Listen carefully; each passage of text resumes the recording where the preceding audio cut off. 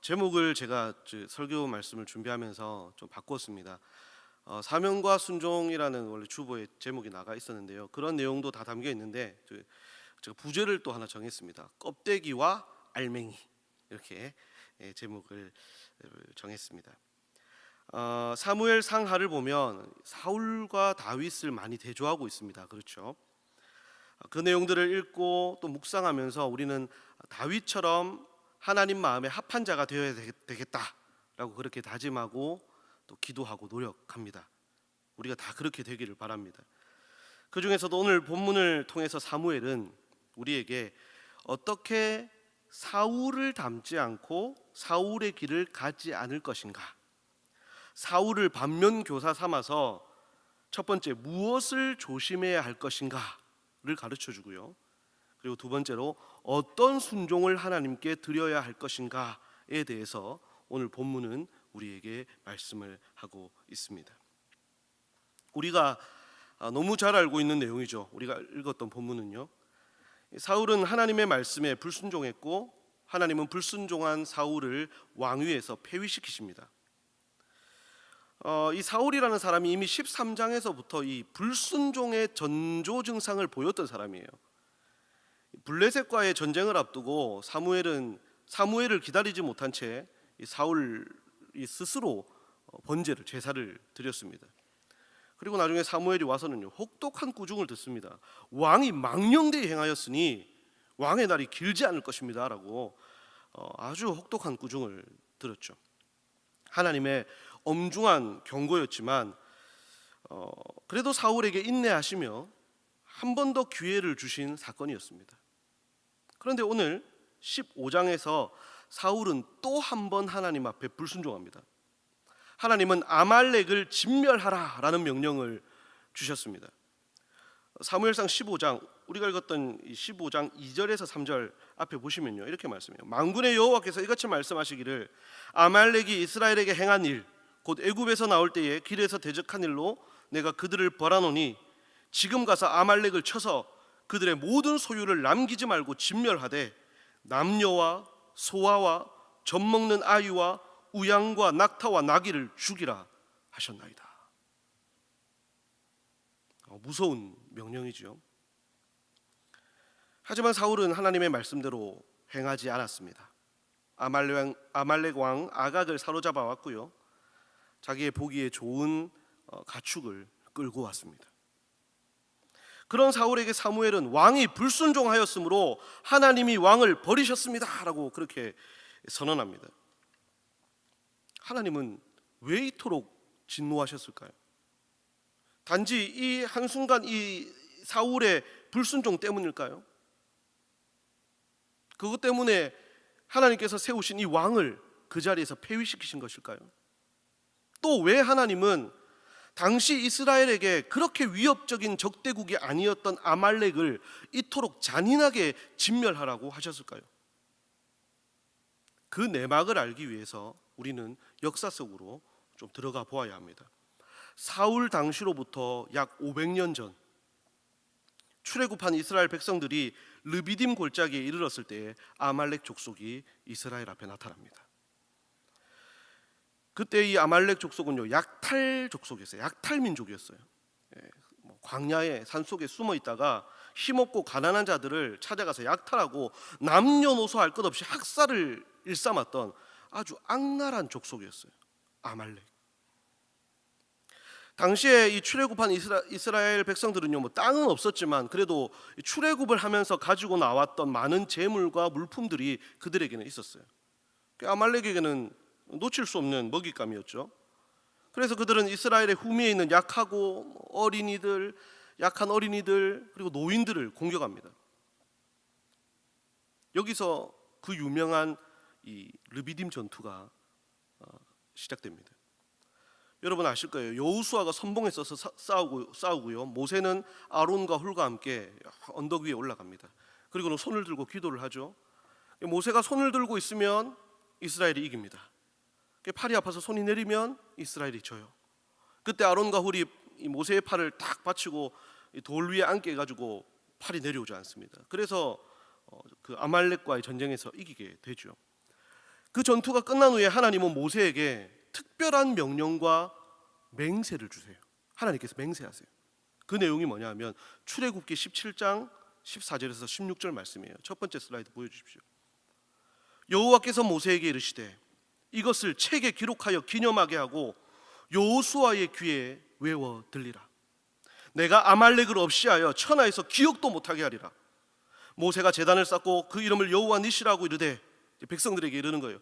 여호와께서 맹세하시기를 여호와가 아말렉과 더불어 대대로 싸우리라 하셨다 하였더라.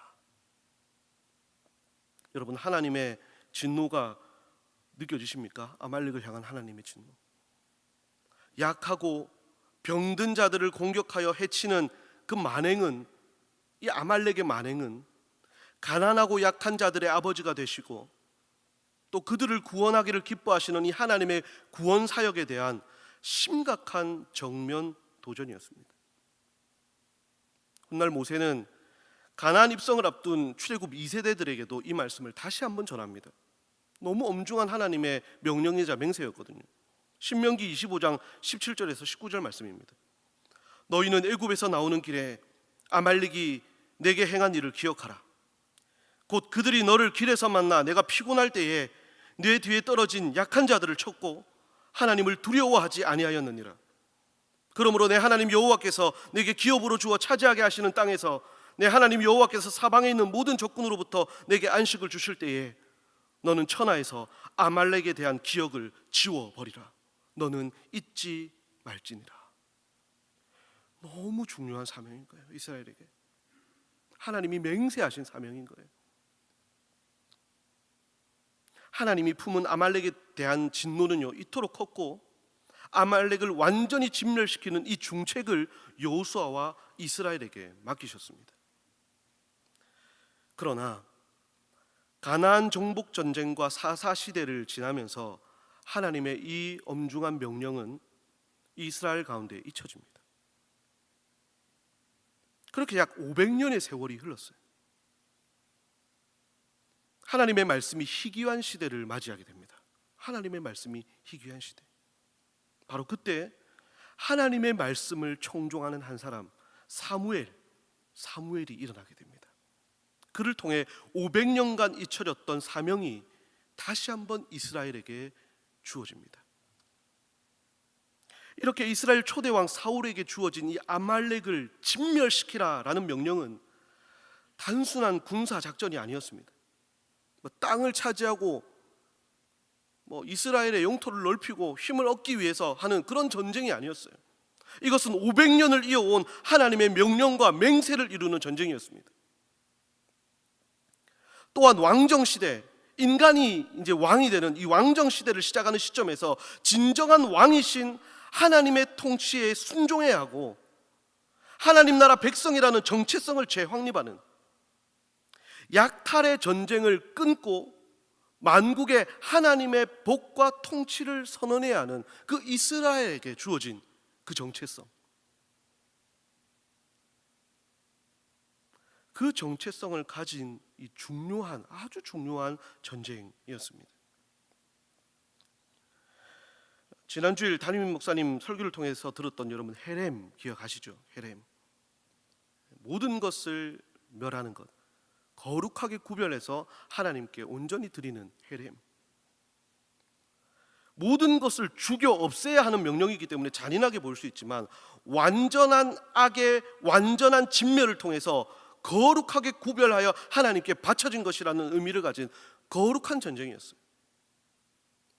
약탈하는 민족의 그 약탈 전쟁을 끊고 이제 하나님의 나라 백성인 이스라엘 백성들은 약탈이 아닌 하나님의 복을 만방에 열국에 선포하는 그런 사명을 가진, 그것이 이제 시작되는 그런 전쟁이었어요. 이 전쟁에서 하나님은 사울과 이스라엘에게 승리를 주셨습니다. 이제 사울은 하나님의 명령대로만 하면 됩니다. 충분히 순종할 수 있었습니다. 그러나 사울은 불순종합니다. 자신의 욕심대로 행합니다. 아각을 살려두었고요, 자기 눈에 보암직도 하고 탐스러운 가축들을 멸하지 않고 가져옵니다. 또다시 500년 만에 주어졌던 이 하나님의 명령과 맹세는 또다시 이루어지지 않았습니다. 하나님께서 사무엘에게 말씀하십니다. 11절 말씀이에요. 내가 사울을 왕으로 세운 것을 후회한다. 그가 돌이켜서 나를 따르지 아니하며 내 명령을 행하지 아니하였음이니라 하신지라 사무엘이 근심하여 온 밤을 여호와께 부르짖으니라. 하나님은 사울을 왕으로 세운 것을 후회하셨다라고 하는데요, 이 후회하셨다라는 표현은 하나님에 대한 인간적인 표현법입니다. 그러니까 하나님은 후회하시지 않는 분이시잖아요, 여러분. 하나님은 실수하지 않으시고 후회가 없으신 분이십니다. 하나님이 후회하셨다라는 말은 진짜 하나님이 내가 실수했어, 내가 잘못 선택했어, 이게 아니라 그만큼 하나님이 지금 마음이 깊은 슬픔과 아픔과 탄식 가운데 있다는 거예요. 그래서 하나님이 세우셨던 그 사울을 이제는 그 왕위에서 내리시기로 결심하셨다라는 그 하나님의 마음을 담은 인간적인 표현법이 후회하셨다는 거예요. 하나님은 깊은 아픔과 진노를 사울에게 보이셨습니다. 자, 여기서 이제 우리는 사울을 통해 우리가 조심해야 할 바로 그것, 껍데기 신앙에 대해서 보게 됩니다. 사무엘이 사울에게 물었습니다. 왕이시여, 도대체 왜 그런 어리석은 일을 행했습니까? 왜 그랬습니까? 사울이 변명합니다. 제가 저 좋자고 했겠습니까? 하나님께 좋은 것으로 제사를 드리기 위함입니다. 그때 사무엘이 말합니다. 우리가 읽었던 22절이에요. 여호와께서 번제와 다른 제사를 그의 목소리를 청종하는 것을 좋아하심 같이 좋아하시겠습니까? 순종이 제사보다 낫고 듣는 것이 수양의 기름보다 낫습니다 라고 말했습니다. 제사도 제물도 필요 없다는 말이 아닙니다. 번제를 비롯한 모든 제사, 모든 제물보다 하나님 말씀에 순종하는 것이 훨씬 중요하고 우선이다라는 말이에요. 여러분, 우리가 하나님을 예배하고 경건한 신앙의 삶을 살아가는 데 있어서 겉으로 드러나는 형식은 매우 중요합니다. 질서 있게 갖추어져 있어야 하고요, 좋은 것으로 준비되어 드리는 것은 온전한 예배와 신앙생활을 위한 아주 중요한 부분입니다. 그래서 교회는요, 어떻게든 질서 있게 하고 어떻게든 준비되고 어떻게든 완전한 것으로, 가장 좋은 것으로 하나님께 드리기 위해 노력하고 준비하고 기도하고 형식을 갖춥니다. 하지만 그런 형식이나 겉모습보다 더 중요한 것이 있습니다. 그 속에 있는 알맹이, 즉 내용, 삶, 진심을 담은 마음입니다. 우리가 주일마다 하나님 앞에 예배하고 또 찬양하고 기도할 때도 6일 동안 내가 세상에서 하나님과 관계를 맺으며 하나님과 함께 살아왔던 6일 동안의 삶을 다 모아서 하나님을 예배하는 거예요. 1시간 예배 시간이지만 그 6일 동안의 삶을 다 모아서 하나님을 예배하는 것이에요. 노래, 찬양 한 곡 부르더라도 그 찬양 안에 나의 삶이 담겨 있어야 되는 거예요.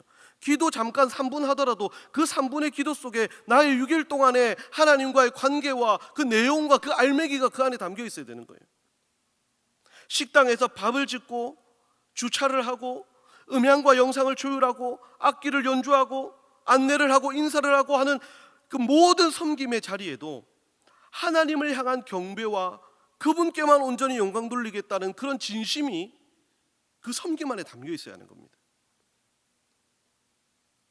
형식은 그 내용과 진심을 담는 그릇입니다.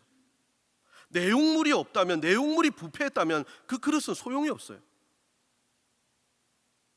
값비싼 금그릇이라도 그 금그릇 안에 개밥이 담겨 있으면 그 그릇은 개밥 그릇입니다. 하지만 질그릇이라도 왕에게 드려지는 수라가 거기에 담겨 있다면 그것은 왕의 식탁에 오르는 값진 그릇이 됩니다. 여러분, 사울은 대단히 종교적인 사람이었습니다. 하나님께서 하나님께 제사 드리는 것을 대단히 중요하게 여겼던 사람이 사울이었어요. 블레셋과의 전쟁 때 있었던 일인데요, 하나님께 드리는 이 블레셋과의 전쟁이 하나님께만 영광 돌리는 성전이다라고 선포하면서 전쟁 중에 금식을 선포해요. 자살행위와도 사실 같은 행동인데 전쟁 중에 금식을 선포하고 모든 이들이 금식하면서 전쟁을 치르게 합니다. 근데 그 선언을 아들 요나단이 듣지를 못했어요. 그래서 요나단이 꿀을 먹게 됩니다. 그것을 나중에 알게 되고 아들 요나단이 그것을 어겼다라는 것을 알게 되자 아들이라고 할지라도 그 아들을 저주하고 그에게 벌을 내리려고 했던 사람이 사울이에요. 겉으로 보기에 아주 대단한 그릇을 가진 사람이었습니다. 그러나 사울은 내용이 없었습니다. 알맹이가 없었어요. 하나님과의 관계가 없었습니다. 사울에게 종교는 단지 자신의 지위와 권세를 유지하기 위한 치장, 껍데기에 불과했습니다. 그런 사울을 향해 사무엘이 말합니다. 너의 행위는 점치는 것과 우상 숭배하는 것과 똑같다.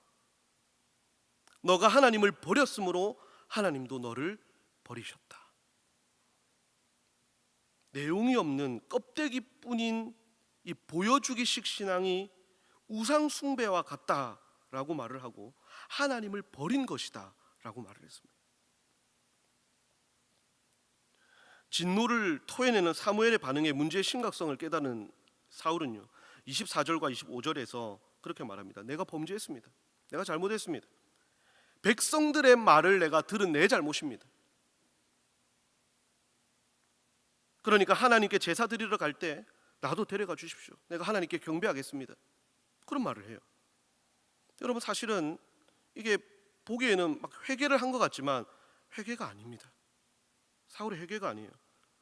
그는 하나님 앞에 엎드려 회개하지 않았습니다. 지금 사무엘에게만 말을 하고 있어요. 다윗이 범죄한 이후에 회개했던 것처럼 옷을 찢고 죄를 뒤집어 쓰고 철저히 회개한 것이 아닙니다. 백성들의 탓으로 돌리고 있어요. 내가 백성들의 말을 내가 거절하지 못한 내 잘못입니다. 백성들의 탓을 하고요. 또 여호와께 경배드리도록 나를 데려가 달라는 이 말도요 회개의 예배를 내가 드리겠다라는 것이 아니라 왕이 가야 될 자리니까 내가 잘못한 건 알지만 왕의 채통을 지키고 권세를 드러낼 수 있도록 거기 갈 때 길갈로 갈 때 나를 좀 데려가 달라. 거기 나를 세워 달라는 말이에요. 한 신학자는 사울의 이 말을 두고 이렇게 정의했습니다. 사울의 이 고백은 순수한 마음에서부터 우러나온 통회의 회개가 아니라 단지 왕국의 상실과 명예의 실추를 두려워한 데서 비롯된 입술의 회개였다. 한마디로 내용은 없는 진심은 없는 빈 껍데기에 불과했다라는 것입니다. 그의 그런 진심을 아는 사무엘은요 돌이켜 그냥 돌아가려고 했고 사울은 그의 옷을 붙잡습니다. 옷이 쫙 찢어집니다. 옷이 찢어질 정도로 붙잡았고 사무엘은 놓아라 하면서 했던 거예요. 심한 몸싸움이 있었던 것이죠. 마지막까지 추하고 교만한 모습을 보인 사울이었습니다. 하나님 앞에 껍데기만 있고 알맹이는 없는 사울. 하나님은 사울의 이런 신앙을 기뻐하지 않으셨고 인정하지 않으셨습니다. 처음 사울이 부르심을 받을 때는 그래도 겸손했었고요. 종교적인 열심도 있었던 그였지만 권력과 재물, 명예에 대한 욕심은 그를 껍데기만 화려한 경건의 모양은 있지만 경건의 능력은 없고 부인하는 불경건한 사람으로 전락시켜 버렸습니다. 성도 여러분, 오늘날 자신을 그리스도인이라 지칭하는 많은 사람들 중에 이런 껍데기만 있는 신앙인이 참 많습니다. 목회 데이터 연구소 발표에 따르면 교회를 다니고 있는 성도 중 약 20%가 구원의 확신이 없이 다닙니다. 문제의식을 느끼지 못합니다. 40%, 약 40%가 명목상 그리스도인, 삶은 없고 껍데기만 있는 그리스도인입니다. 무늬만 그리스도인이라는 거예요. 또 26.5%가 신앙의 목적이 개인의 필요 때문이다라고 말을 했어요. 나의 유익, 내가 복받기 위해서 신앙생활하고 교회 다니고 있다는 거예요. 그리고 무려 27%가 교회를 다니면서 무속신앙을 점을 치고 무속신앙을 찾아가 본 적이 있다라고 답했습니다. 기복신앙의 폐해죠. 복받기만을 바라고 내 유익만을 바라는 잘못된 신앙입니다. 이러한 현상은 물론 성도 개인만의 문제는 아닙니다. 목회자와 성도, 교회와 성도 간의 문제가 분명히 있습니다. 이런 문제를 해결하기 위해서는 교회와 목회자들은 성도들의 더욱 깊숙한 내면까지 터치하고 위로하고 또 치유할 수 있도록 더 많이, 더 깊이 소통하고 가르쳐야 할 것이고요. 성도들은 목회자와 교회를 더욱 신뢰하고 따르면서 그들을 통해 주시는 하나님의 말씀에 철저히 순종하는 삶을 살아야 할 것입니다. 분명한 것은 한국 교회 안에 내용과 삶, 관계와 마음이 없는 껍데기 신앙이 크고 또 넓게 자리 잡고 있다라는 사실입니다. 그래서 다윗처럼 하나님과 깊은 관계를 맺으면서 하나님의 영광을 내 삶의 목적으로 삼고 살아가는 경건한 그리스도인은 찾아보기가 힘들어지고, 사울처럼 껍데기는 화려하고 거룩하지만 알맹이는 없는, 자신의 유익을 위해 경건과 신앙을 사용하는 무늬만 그리스도인은 늘어나고 있는 것입니다. 우리는 이러한 껍데기 신앙을 버리고 또 조심해야 합니다. 그렇다면 이제 우리는 어떻게 순종해야 할까요, 여러분? 어떻게 순종해야 할까요? 하나님은 이스라엘 백성들이 거룩한 전쟁을 통해 약탈과 살육의 전쟁을 끊고 세상의 복이 되기를 바라셨습니다. 아브라함 때부터 주어졌던 하나님의 사명이자 약속이었어요. 이스라엘이 이 약속과 사명을 이루기를 원하셨지만 사울은 그 거룩한 전쟁을, 헤렘을 또 다른 약탈의 전쟁으로 만들어버렸습니다. 그러나 그 사명을 이루신 분이 계십니다. 하나님의 그 헤렘의 사명을 이 땅 위에 완전하게 이루신 분이 계십니다. 바로 예수 그리스도이십니다. 그 크신 사랑으로 자신을 온전히 죽이시고 모든 저주를 몸소 받으심으로 세상의 모든 악을 진멸하시고 우리를 살리셨습니다. 십자가에서 자신을 완전히 진멸하심으로 우리에게 생명을 주셨습니다. 그리고 그 예수님은 이제 우리가 헤렘의 삶을 살라고 하십니다. 우리가 사는 이 시대의 헤렘은 무엇입니까? 내 안의 욕심과 교만을 진멸하는 것입니다. 사울처럼 이것은 좋은 것이니 살려두자라는 타협을 끊어내는 것입니다. 내 안에 숨어있는 탐욕, 명예욕, 권력욕, 인정받고자 하는 인정욕, 그런 것들을 십자가에 못 박는 것입니다. 그리고 하나님만 경배하고 그 말씀에 철저히 순종하는 것입니다.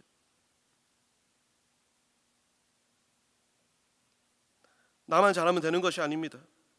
우리는 또한 예수님처럼 그리스도인으로 살아가는 우리 삶의 영역에서, 우리의 주변에서 악한 것은 힘을 잃고 선하고 지혜로운 것은 힘을 얻게 그렇게 만들어야 됩니다.